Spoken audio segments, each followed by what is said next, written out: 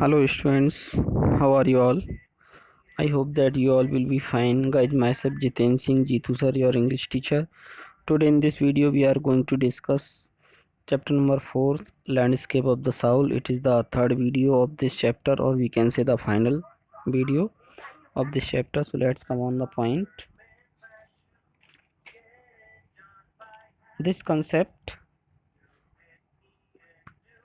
is expressed as sensui, literally mountain water, which used together represent the word landscape.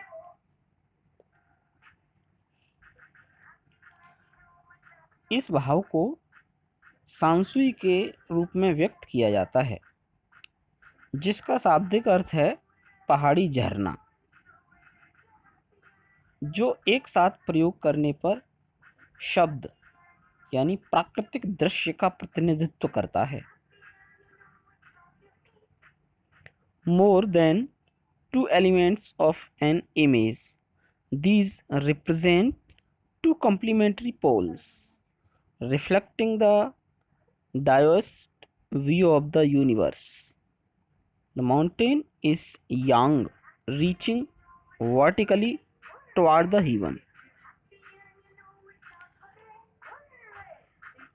यह एक तस्वीर के दो से अधिक तत्व हैं जो एक दूसरे के पूरक ध्रुवों के प्रतीक हैं, जो ब्रह्मांड के डाओवादी विचार को प्रतिबिंबित करते हैं.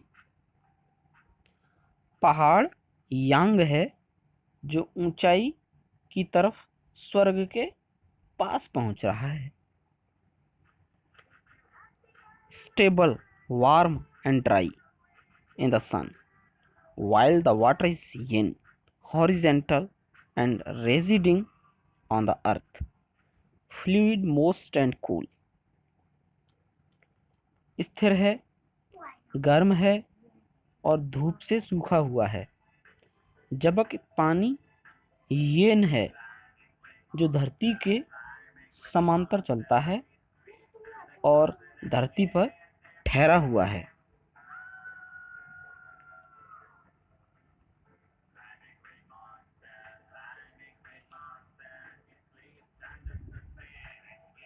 The interaction of yin, the receptive feminine aspect of universal energy, and its counterpart yang, active and masculine, is of course a fundamental notion of Taoism.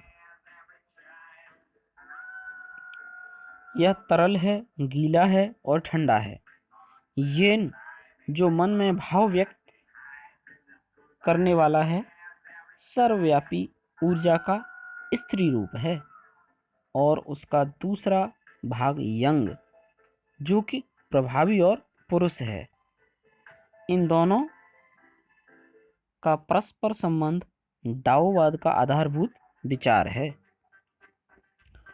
What is often overlooked is an essential third element, the middle voice, where their interaction takes place. This can be compared with the yogic practice of pranayam. Breathe in, retain, breathe out. The suspension of breath is the void where meditation occurs. जिसे प्रायः अनदेखा किया जाता है, वह तीसरा तत्व है. मध्य शून्य, जहाँ उनकी पारस्परिक क्रिया होती है. इसकी प्राणायाम को योग विद्या से तुलना की जा सकती है. अंदर सांस लेना, फिर अंदर उसे रोकना, बाहर निकालना, सांस को रोक करके शून्य अवस्था में ले जाना, जहाँ पर ध्यान लगाया जाता है. मध्य शून्य आवश्यक है, इसके बिना कुछ नहीं हो सकता. इसलिए चीनी प्राकृतिक दृश्य जो सफेद और बिना रंग किया हुआ है का महत्व है इस दुनिया में।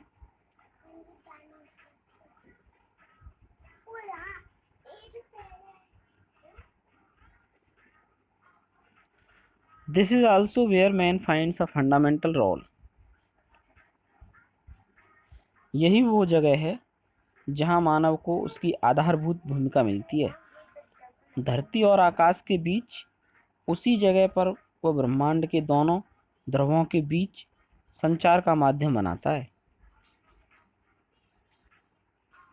In that space between heaven and earth, he becomes the conduct of communication between both poles of the universe.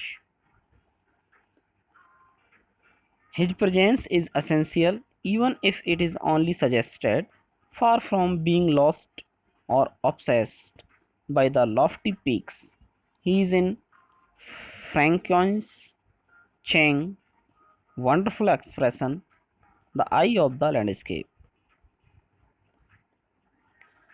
उसकी उपस्थिति आवश्यक है, चाहे यह केवल सुझाव मात्र हो। खोए जाने या महान ऊंचाइयों द्वारा दबाए जाने से दूर वह फ्रैंकोइस चेंग की अद्भुत अभिव्यक्ति करता है, और अभिव्यक्ति है the I of the landscape. इसी में उसकी अभिव्यक्ति छिपी हुई है। So thank you guys, it was the complete part of this chapter. Now we will discuss or we will meet in the next part. Till then, thank you, bye bye.